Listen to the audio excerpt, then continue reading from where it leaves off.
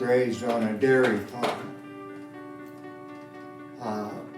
We'd get up at 5 o'clock in the morning and go to the barn, milk the cows, come in, take a quick shower, change clothes, go to school, come home from school, change clothes, go to the barn, and about 9 o'clock at night I was all done, and I'd come in the house, do my homework, and go to bed, and that was 7 days a week.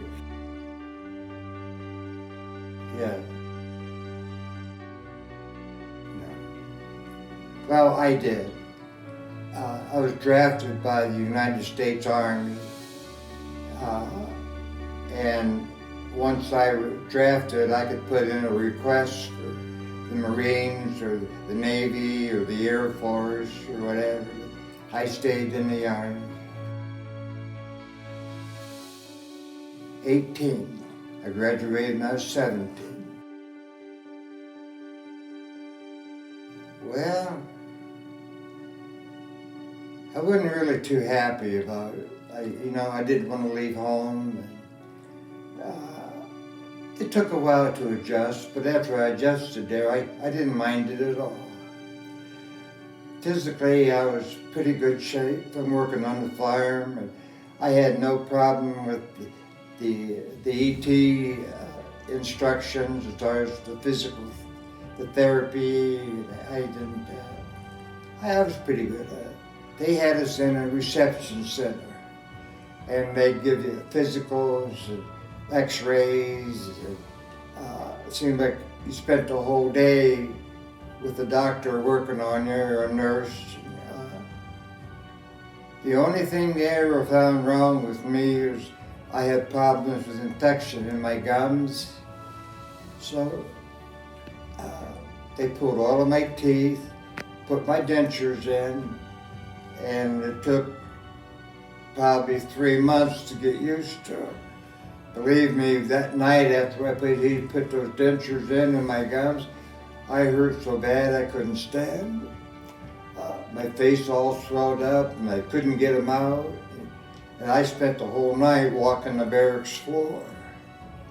But I wouldn't trade them for anything now. I was in the 7th Cavalry Air Cav.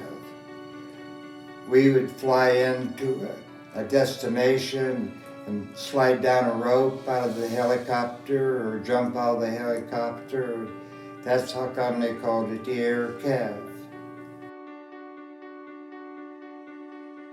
No, I switched over to the 101st Airborne, and I jumped out of airplanes. And when I was a drill instructor, I used to teach these young fellows that wanted to be an airborne ranger how to jump out of a plane and land and handle themselves. After my first tour in Vietnam, I went to every school I could go to, which really was a wonderful thing. I learned an awful lot. They flew us in the mountains in Russia, and we jumped out of an airplane or a jet, and we spent 3 months in the mountains in Russia. Very cold, and then I left there. I've been probably, I can't think of any country in the world I haven't been. I've done a lot of training for the Marine Corps as far as parachuting, and helicopters. I really liked that helicopter. I learned how to fly one a little bit. Every chance they got, they let me take over the control. I had a lot to learn then, but they made him quit. They wouldn't let me do it anymore. Being able to fly a helicopter, I thought that was really wonderful. I got over the being drafted part, and I thought, well, whatever I do, I'm serving my country. Okay, and that was about 90% of how I felt. did not have enough food to eat. We lived on C rations and K rations when we was out on patrols. We had a warm meal, probably one every 3 days. Cold coffee. I gotta say my favorite was Franks and beans out of all of them. I couldn't stand the eggs for breakfast. I can't remember what we had for dinner, but it wasn't good. No, I inhaled. No. Very, very seldom. I start talking about in Vietnam, Marion, I lost a whole lot of good friends, and I learned the hard way, you don't make friends because they're too hard to lose. Out of all the people that I served with in Vietnam, we had one that was still living, and he was in Florida. And after a couple of years after my wife passed away with cancer, I would go and go down to Florida and spend the summer down there, and the winter down there and the summer back here. I enjoyed that. We used to go shrimping every night and fishing every day. I really enjoyed that. Well, once we're going through basic training, once we're going through AIT, about all of them's going to school, 2 of them for being in different countries. I can't remember what all they're for. Except for serving, 2 of them or 4 of them for serving in Vietnam. That's Airborne, 101st Airborne Ranger. And I was a Sergeant E7. Over here, I was in the Mountain Division. And over here is Sergeant E7. And this is the 82nd Airborne. I used to have a 7th Cavalry patch, but I can't remember what I ever done with it. I bought a 38-acre farm in the town of Randolph, Ohio, which is where my father and mother lived.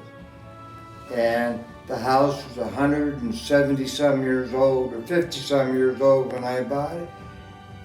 There was no electricity, no plumbing, no plaster, just big old beams. And so the downstairs had plaster in it, and I had to chop all that out of there and get rid of it. And,